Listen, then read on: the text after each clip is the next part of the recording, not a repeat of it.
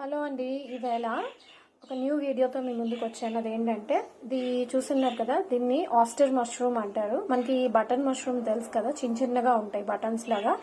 ఇది చూస్తే ఒక ఫ్లవర్ షేప్లో ఉంది కదా. సో దీన్ని ఎలా క్లీన్ చేసుకోవాలో ఇప్పుడు బౌల్ ఆఫ్ వాటర్, దీంట్లో కొద్దిగా ఒక స్పూన్ సాల్ట్ వేసుకోవాలి. ఇంకా ఈ బటన్ మష్రూమ్ ఉంది కదా, దీనికి నైఫ్ అవసరం లేదు. జస్ట్ చేతితోనే చిన్న చిన్న లేయర్స్గా పీల్ చేసుకుందాం.